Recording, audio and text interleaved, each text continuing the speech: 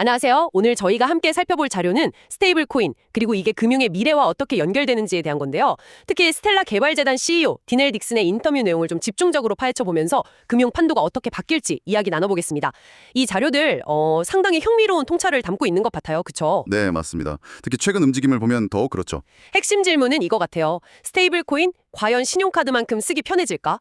그리고 페이팔 같은 기업들이 이 시장에 들어오는 게 은행이나 카드사에는 어떤 의미일까? 뭐 이런 것들인데 이 기술이 결국 우리 금융생활에 어떤 변화를 가져올지 그 핵심만 한번 뽑아보죠. 자, 그럼 바로 시작해볼까요? 네, 좋습니다. 첫 번째 쟁점, 역시 사용 편의성 아니겠습니까?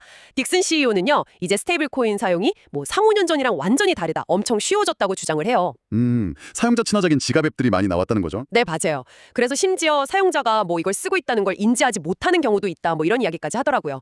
신용카드에 연동해서 잔액을 바로 쓰는 방식도 언급하고요. 마치 벤모나 페이팔 쓰듯이 말이죠. 아, 벤모나 페이팔처럼요? 네, 여기서 포인트는 단순히 기술이 좋아졌다기보다 사용자 경험 자체가 굉장히 직관적으로 바뀌고 있다, 이런 주장인 것 같습니다. 근데 인터뷰에서도 바로 반론이 나오죠. 그래도 카드 긁는 것보다는 복잡하게 들린다. 뭐 이런 지적이요? 그렇죠. 아무래도 지갑을 충전하고 또 잔액 확인하고 이런 과정이 좀 번거롭게 느껴질 수 있으니까요. 네.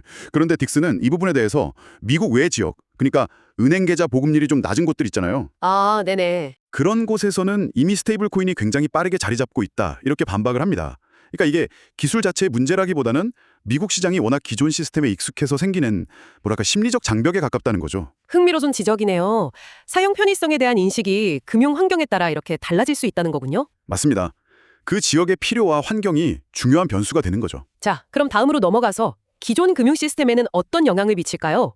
특히 페이팔이 스테이블 코인을 내놓으면서 대형 은행이나 카드사들이 좀 위협을 느낄 법도 한데요. 네, 충분히 그럴 수 있죠. 근데 딕슨 CEO는 이걸 꼭 경쟁 관계로만 보지는 않는 것 같아요. 오히려 협력의 가능성을 이야기하더라고요. 협력이요? 네, 블록체인이나 스테이블 코인을 은행들이 그냥 활용할 수 있는 새로운 기술 스택, 그러니까 기본적인 기술 요소로 본다는 거예요. 아, 일종의 인프라처럼 본다는 거군요. 그렇죠. 은행들도 이미 이 기술을 활용하려고 굉장히 적극적이라는 거고요.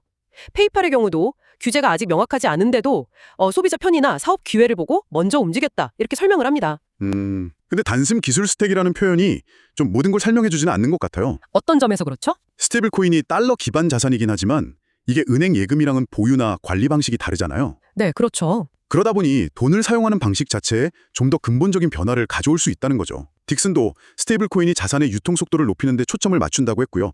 프랭클린 템플튼이 스텔라에서 발행한 머니마켓 펀드 사례 같은 걸 들면서요. 아, 유통속도요? 네, 특히 은행 서비스 접근이 어려운 지역에서는 뭐랄까 낮은 수수료나 편의성 때문에 거의 은행 계좌 비슷한 효과를 할 수도 있고요.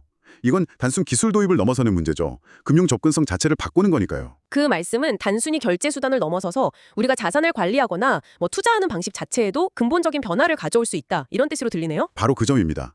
자산이 블록체인 위에서 더 빠르고 효율적으로 움직인다는 건 그냥 송금이 빨라진다, 그 이상의 의미를 가지는 거죠. 그렇군요. 자, 그럼 마지막으로 승자와 패자 구도를 좀 보죠.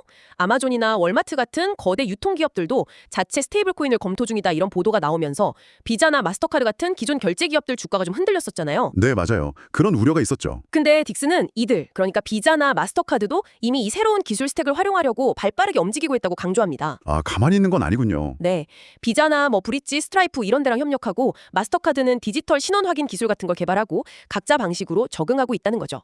나름대로 생존 전략을 짜고 있는 거네요. 그렇죠. 그래서 명확하게 패자가 누구다 이렇게 말하기는 어렵겠지만 금융산업 전체의 어떤 지각 변동은 불가피하다. 그리고 이 과정에서 최종 승자는 결국 소비자가 될 거다, 이렇게 전망하더라고요. 결국 소비자에겐 더 나은 서비스가 제공될 가능성이 높다는 거군요. 네, 기술 경쟁이 그런 긍정적인 효과를 낳는다는 거죠. 종합해보면 스테이블 코인은 단순 디지털 화폐 그 이상인 것 같습니다. 결제 편의성이나 금융 포용성 증대, 또 기존 시스템과의 융합 같은 여러 측면에서 중요한 변화를 이끌고 있는 거죠. 특히 미국 외 시장에서의 성장 가능성, 그리고 기존 금융 대기업들이 어떻게 적응해 나갈지 이 부분은 계속 주목해서 봐야 할 것 같아요. 네, 오늘 살펴본 것처럼 스테이블 코인은 기술적인 측면뿐 아니라 실제 우리 금융생활 그리고 산업 구조에까지 꽤 깊숙이 영향을 미치면서 여러 흥미로운 질문들 던지고 있습니다. 사용 편의성에 대한 논쟁부터 시작해서 기존 강자들의 대응 전략, 그리고 궁극적으로 소비자가 얻게 될 혜택까지 변화의 핵심들을 짚어봤는데요. 이 모든 흐름이 결국 당신에게 어떤 의미를 가질까요? 글쎄요. 이 기술이 금융 시스템에 완전히 통합되었을 때를 상상해보면 우리가 돈을 인식하고 자산을 관리하는 방식 자체가 근본적으로 달라지지 않을까 싶습니다. 단순히 더 빠르고 저렴한 결제, 이걸 넘어서서 금융의 본질적인 부분에 어떤 변화를 가져올지, 계속 질문을 던져보는 게 중요하겠죠. 당신은 이 변화의 어떤 측면이 가장 중요하다고 생각하시나요? 오늘 저희와 함께 깊이 탐구해 주셔서 감사합니다. 다음 분석에서도 당신에게 꼭 필요한 통찰을 전달해 드리도록 노력하겠습니다.